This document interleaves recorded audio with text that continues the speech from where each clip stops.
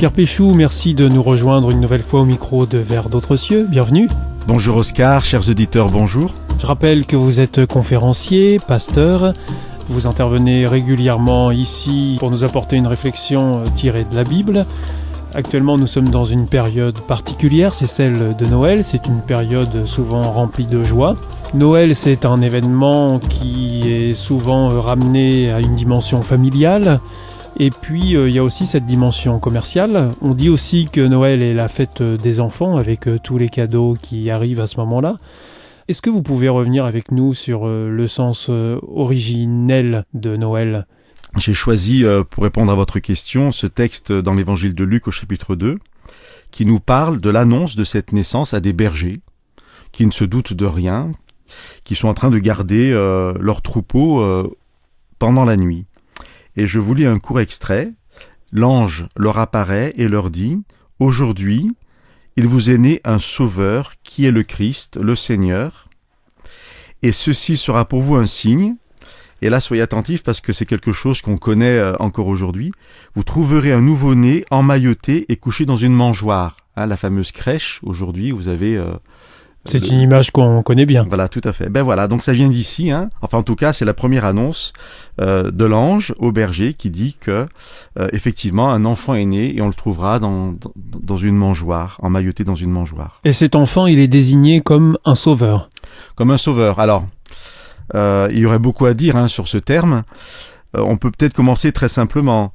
Ne peut être sauvé que ce qui est perdu. On ne peut personnellement penser à un sauveur que si on se sent perdu. Mais dans le cadre de cette apparition de l'ange et de ce que l'ange va dire, va produire avec les bergers, peut-être que nous avons une réponse sur ce que peut être un sauveur.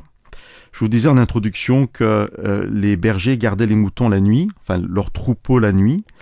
Et le texte nous dit que dans cette nuit, au milieu des ténèbres, l'apparition de l'ange se fait avec la gloire du Seigneur qui se met à briller tout autour des bergers. L'irruption de la lumière dans les ténèbres, je trouve l'image très parlante. Et peut-être lorsque on parle de cette notion de sauveur, de salut, c'est-à-dire de perdition, d'égarement, eh bien, cette image de la lumière qui surgit durant la nuit peut déjà nous donner une indication sur ce que peut être un sauveur, celui qui va amener la lumière dans les ténèbres. Et lorsqu'on continue et qu'on écoute l'ange va dire ensuite « N'ayez pas peur, car je vous annonce une bonne nouvelle ». Ça peut paraître paradoxal que la venue d'un ange de Dieu procure la peur, mais l'absence de Dieu dans nos vies souvent fait que nous ne sommes pas habitués à lui et que son apparition, au lieu de procurer de la joie, procure de la peur. Et l'ange dit « N'ayez pas peur, je vous annonce la bonne nouvelle d'une grande joie ». Après l'irruption de la lumière dans les ténèbres, nous avons l'irruption de la joie, là où il y a la peur et la crainte. Alors vous parliez de cadeaux au début, Oscar. Oui. Je trouve que là déjà on a deux beaux cadeaux, la lumière et la joie. Et puis l'ange continue à parler, il a annoncé donc la venue de ce sauveur, de Jésus qui est né, qui est dans une mangeoire. Et à ce moment-là, d'autres anges apparaissent et je vous lis le verset qui dit « L'armée céleste se joignit à l'ange, il louait Dieu et disait « Gloire à Dieu dans les lieux très hauts et sur la terre, paix » parmi les hommes en qui Dieu prend plaisir. Et je voudrais finir sur cette déclaration. Gloire à Dieu dans les lieux très hauts, c'est-à-dire dans le ciel. C'est une constatation que le ciel, qui représente la demeure de Dieu, est rempli de sa gloire. Donc finalement, c'est un événement universel. Alors, vous avez raison de le préciser, absolument. C'est un événement universel qui annonce que cette gloire de Dieu qui est au ciel se manifeste parmi les humains.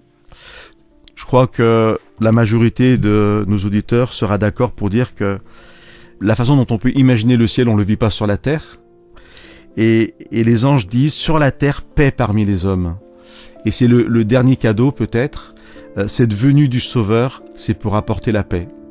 Alors voilà, je voudrais que, en cette période de Noël, si nous attendons des cadeaux, nous puissions aussi recevoir ceux que Dieu nous donne à coup sûr, la lumière dans les ténèbres, la joie là où il y a la peur, et la paix sur la terre pour toutes les personnes qui ont envie de recevoir ce cadeau de Dieu et de rentrer dans cette rencontre avec le Seigneur.